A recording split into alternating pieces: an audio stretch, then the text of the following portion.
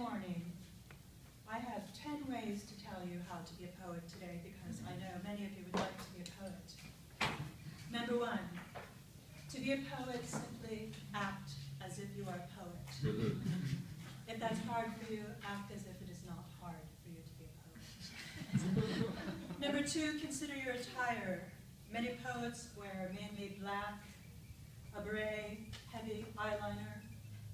There are exceptions to this case. Some women wear long skirts with moccasins from Indian reservations in Arizona on days that were hopeless, but the sky was filled with turquoise and men,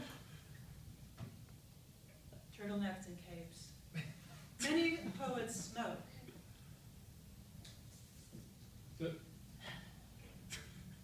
Poets smell of patchouli, essential oils, whole foods, and many poets smell of cigarettes. Number three, poets can be moody, arrogant, melodramatic. Some poets are found on bridges staring into the melancholy of their dreams. Melancholy really doesn't have a look, but they stare anyway.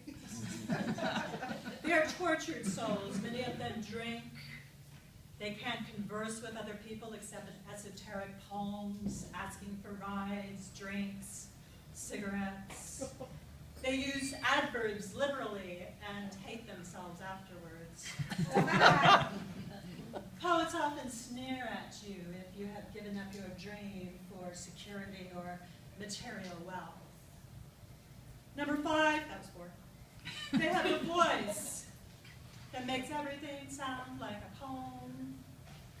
It's all in the cadence, in the lyric, in the questioning, in the pause. They can make anything sound like a poem. Let me demonstrate.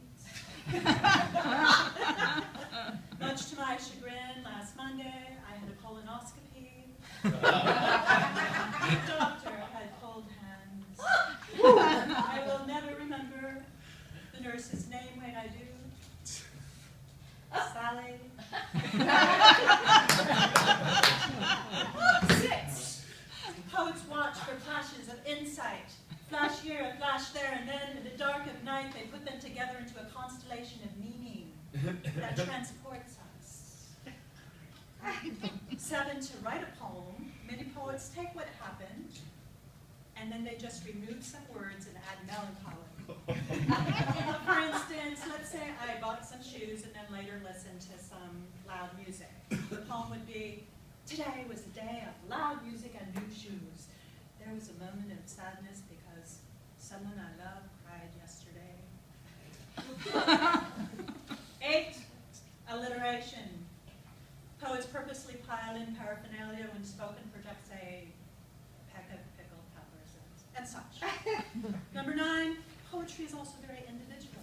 If you see things in a way that transports you, it transports the mundane to melancholy, and the melancholy to magnificence. If it takes the pain of life and it wraps it in words that transport you away, if it takes something that makes you believe or think that life is more than dry logic, more than Saturday laundry, then you are a poet. If you take the morning and breathe new art into it, you are a poet. Morning peers like a periscope into midnight, watching for the flashes of new day. Morning sees the new day arguing with yesterday because yesterday forgot to take out the garbage and left muddy footsteps on Wednesday's carpet. 6 a.m. The new day and yesterday make love, and the result is a periwinkle. And dawn, morning blinks because the new day is now wearing a hat made of 7 sun rays. All sun rays are the size of Africa. The new day nudges morning to start the chores, collecting the long shadows of trumpet shells, fading the stars, nudging the flight of the great blue heron.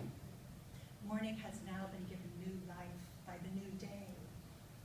She is so grateful for the miracle of this.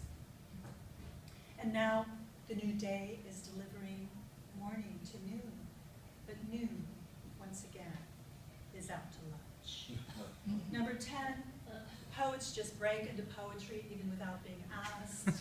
Sometimes they just don't fit into organization or speeches that require organization.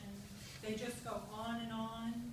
Sometimes they just begin to make things up because they notice that their time is not yet. So they may break into another poem, but they can't think of one, so they just sadly